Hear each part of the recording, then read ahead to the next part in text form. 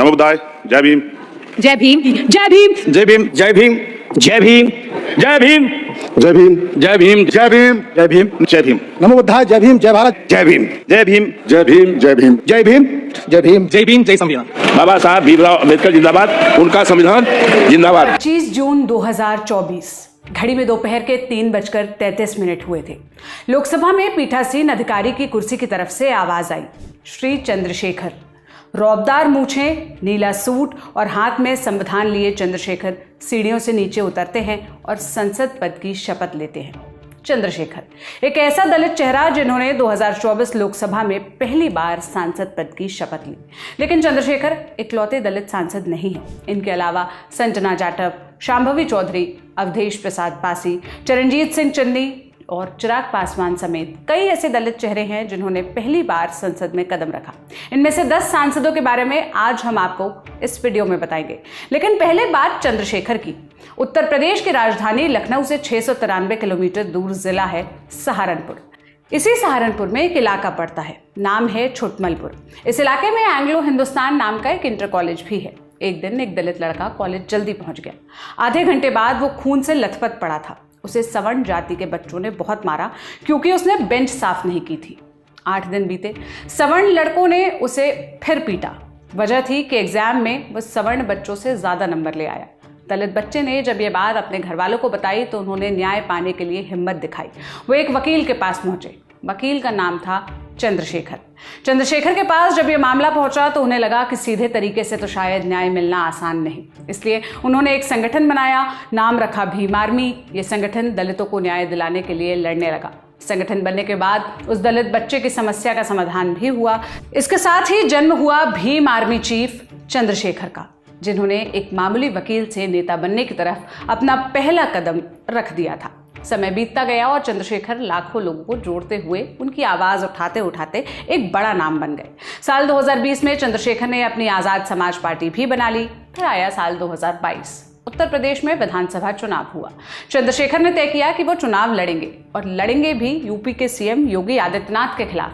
चंद्रशेखर ने चुनाव लड़ा, लेकिन वो बुरी तरह हार गए। सबको लगा शायद चंद्रशेखर अब शांत हो जाएंगे, पर ऐसा हुआ नहीं। साल 2024 का लोकसभा चुनाव आया। उन्होंने यूपी के नगीना सीट से चुनाव लड़ा और करीब 1.5 लाख वोटों के बड़े अंतर से चंद्रशेखर ने चुनाव जीत लिया। 25 जून 2024 को उन्होंने लोकसभा में बतौर सांसद शपथ ली।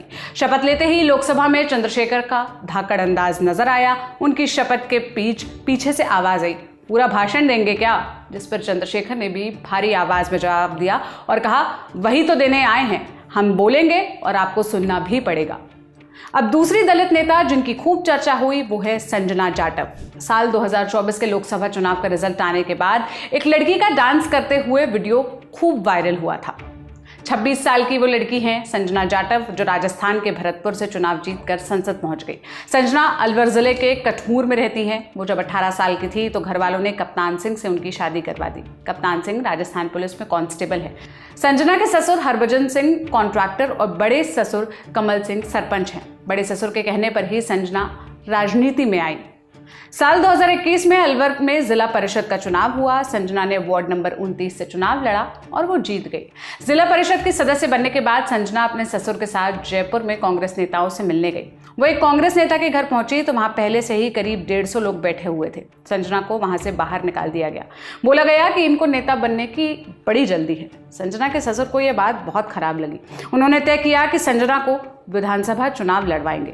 संजना को लगा बड़ा चुनाव लड़ने के लिए अच्छी एजुकेशन होना बहुत जरूरी है, इसलिए उन्होंने LLB करना तय किया। एक तरफ उन्होंने पढ़ाई शुरू की, दूसरी तरफ राजस्थान के 2023 विधानसभा चुनाव के लिए प्रियंका गांधी ने लड़की हूं लड़ सकती हूं कैंपेन शुरू किया। संजना ने लोकल लेवल पर जिम्मेदारी संभाली और कैंपेन के लिए एक्टिव होकर काम किया और इसी वजह से वो प्रियंका गांधी की खास भी बन गई। विधानसभा चुनाव में उन्हें इसका फायदा भी मिला। कठमूर विधानसभा से कांग्रेस ने उन्हें टिकट दिया।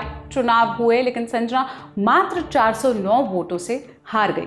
हार के बाद भी संजना राजनीति में एक्टिव रही। वो कांग्रेस के लिए लगातार काम करती रही। यही वजह रही कि इस बार के लोकसभा चुनाव में राजस्थान के भरतपुर से कांग्रेस ने उन्हें टिकट दिया। 51,983 वोटों से उन्होंने जीत हासिल की और संसद पहुंची। 25 जून को उन्होंने सांसद के तौर पर शपथ ली। सांसद बनने वाले तीसरा दलित चेहरा हैं अवधेश प्रसाद पासी। 25 जून को लोकसभा में अवधेश का नाम अनाउंस होते ही तमाम सांसद अपनी कुर्सियों से खड़े हो गए। टेबल बजाकर और तालियों की गड़गड़ाहट से अवधेश का स्वागत हुआ। 79 साल के अवधेश सिर पर लाल टोपी और गले में गमछा डाले जिस अंदाज में चलकर आए, पार्टी के नेताओं में जोश भर गया। अवधेश ने सांसद पद की शपथ ली और नेताजी अमर रहे का नारा लगाया। अपने एक इंटरव्यू में अवधेश बताते हैं कि 10th पास करने के बाद वो अपनी फीस माफ करवाने के लिए एक सांसद के पास गए। अवधेश ने बताया कि उन सांसद का व्यवहार अपमानजनक था। ये बात उनको बहुत खराब लगी। उन्होंने वहीं बैठकर एक कागज पर लिखा, अवधेश प्रसाद LLB एडवोकेट, विधायक, सांसद, गृह मंत्री। अवधेश ने गृह मंत्री छोड़कर अपने सभी लक्ष्य हासिल कर लिए हैं। साल 1968 में उन्होंने वकालत शुरू की, साथ ही राजनीति में भी एक्टिव रहने लगे और 1974 में उन्होंने पहली बार चुनाव लड़ा लेकिन हार गए। 1977 में उन्होंने पहली बार विधायकी का चुनाव लड़ा। इसके बाद से वो 9 बार विधायक बने और 6 बार राज्य सरकार में मंत्री भी रहे। 2024 के लोकसभा चुनाव में उन्हें अयोध्या यानी फैजाबाद लोकसभा सीट से टिकट दिया गया और 54,567 वोटों के अंतर से उन्होंने जीत हासिल की और 25 जून को बतौर सांसद शपथ ली। अब इस बार सांसद बनने वाले चौथा दलित चेहरा हैं बिहार के स्टार परफॉर्मर चिराग पासवान। चिराग एनडीए के ऐसे सहयोगी हैं जिनकी लोक जनशक्ति पार्टी ने लगातार दूसरे लोकसभा चुनाव में 100% रिजल्ट दिया है। 2019 में उनकी पार्टी 6 सीटों पर चुनाव में उतरी थी और सभी सीटों पर जीत हासिल की। इस बार चिराग को गठबंधन की तरफ से वैशाली, हाजीपुर, समस्तीपुर, खगड़िया और जमुई मिलाकर 5 सीटें मिली और इन 5 सीटों पर उनकी पार्टी ने जीत हासिल की और 25 जून को सांसद पद की शपथ ली। इसके अलावा चिराग को मोदी कैबिनेट में केंद्रीय मंत्री भी बनाया गया है। उन्हें फूड प्रोसेसिंग इंडस्ट्रीज का मिनिस्टर बनाया गया। अब चलते हैं अगले नाम की तरफ। यह है चरणजीत सिंह चन्नी। चरणजीत पंजाब के सीएम भी रह चुके हैं। राज्य में सीएम के पद तक पहुंचने वाले पहले दलित नेता हैं। चरणजीत ने अपना पहला चुनाव साल 2007 में जीता था। 2015-16 में वो पंजाब विधानसभा में विपक्ष के नेता भी रहे। साल 2024 के लोकसभा में उन्हें जालंधर लोकसभा सीट से उम्मीदवार बनाया गया। चन्नी ने बीजेपी के सुशील कुमार रिंकू को 1,75,993 वोटों से हरा दिया। 25 जून को चरणजीत सिंह चन्नी ने बतौर सांसद शपथ ली। 5वां नाम है 25 साल की शांभवी चौधरी का। वो इस बार चुने गए सबसे युवा सांसदों में से एक हैं। उनके पिता अशोक चौधरी बिहार सरकार में मंत्री हैं और मुख्यमंत्री नीतीश कुमार के बेहद करीबी माने जाते हैं। बिहार की समस्तीपुर लोकसभा सीट अनुसूचित जाति के लिए आरक्षित है। वहां से शांभवी को लोकसभा चुनाव में इस बार टिकट मिला। बिहार सरकार के ही सूचना जनसंपर्क मंत्री महेश्वर हजारी के बेटे सनी हजारी को 1,87,000 वोटों से हराकर वो संसद पहुंची है। 25 जून को शांभवी ने बतौर सांसद शपथ ली। अब बात कुमारी शैलजा और डॉक्टर वीरेंद्र कुमार की। साल 1990 में महिला कांग्रेस से राजनीति शुरू करने वाली शैलजा कई बार केंद्रीय मंत्री रह चुकी हैं। पहली बार 1991 में सिरसा से ही लोकसभा पहुंची। तब उन्हें नरसिम्हा राव सरकार में केंद्रीय शिक्षा राज्य मंत्री बनाया गया। उन्हें गांधी परिवार के करीबियों में गिना जाता है। वो कांग्रेस वर्किंग कमेटी यानी CWC के सदस्य भी हैं। 2014 से 2020 तक हरियाणा के राज्यसभा सांसद भी रह चुकी हैं। पिछले हरियाणा विधानसभा चुनाव से पहले उन्हें प्रदेश कांग्रेस अध्यक्ष भी बनाया गया। अप्रैल 2022 तक वो इस पद पर रही। उन्हें कांग्रेस में एक प्रमुख दलित नेता के तौर पर गिना जाता है।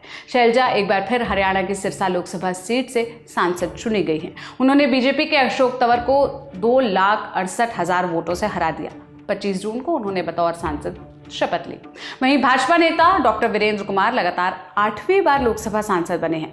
मध्य प्रदेश की टीकमगढ़ सीट से उनकी लगातार चौथी जीत है। उन्होंने कांग्रेस के पंकज अहिरवार को 4,03,000 वोटों से हराया। इससे पहले वीरेंद्र कुमार खटीक मोदी सरकार में अलग अलग विभागों की जिम्मेदारी संभाल चुके हैं। अभी वो केंद्रीय सामाजिक न्याय और अधिकारिता मंत्री हैं। मोदी सरकार के पहले कार्यकाल में वे अल्पसंख्यक कल्याण एवं महिला एवं बाल विकास विभाग में राज्य मंत्री रह चुके हैं। साल 2024 का लोकसभा चुनाव जीतकर 24 जून को उन्होंने सांसद पद की शपथ ली। सांसद बनने वाले अगले नेता वो हैं जो लंदन से बीकॉम की पढ़ाई करके लौटे हैं। नाम है पुष्पेंद्र सरोज। 25 साल के पुष्पेंद्र ने यूपी के कौशाम्बी सीट से चुनाव लड़ा और बीजेपी के दिग्गज नेता विनोद सोनकर को 1 लाख वोटों के बड़े अंतर से हराया। ये देश के सबसे युवा सांसद हैं। सांसद बनने वाली 10वीं दलित नेता का नाम सुनकर आप शायद चौंक जाए। वो नाम है पूर्व सीएम की बेटी प्रणीति शिंदे का। प्रणीति के पिता सुशील कुमार शिंदे पूर्व गृह मंत्री और महाराष्ट्र के पूर्व सीएम भी रहे हैं। प्रणीति ने सोलापुर लोकसभा सीट से चुनाव लड़ा और जीत गई। उन्होंने बीजेपी के राम सातपुते को 74,000 वोटों के बड़े अंतर से हराया। 25 जून को जब सांसदों की शपथ हो रही थी, उस दौरान राहुल गांधी ने आगे बढ़कर प्रणीति से हाथ मिलाया। इस सीट से जीतने वाली वो पहली महिला सांसद बन गई हैं। अब इन 10 नेताओं के बारे में जो पहली बार संसद पहुंचे हैं, आप क्या राय रखते हैं, क्या कहना चाहते हैं?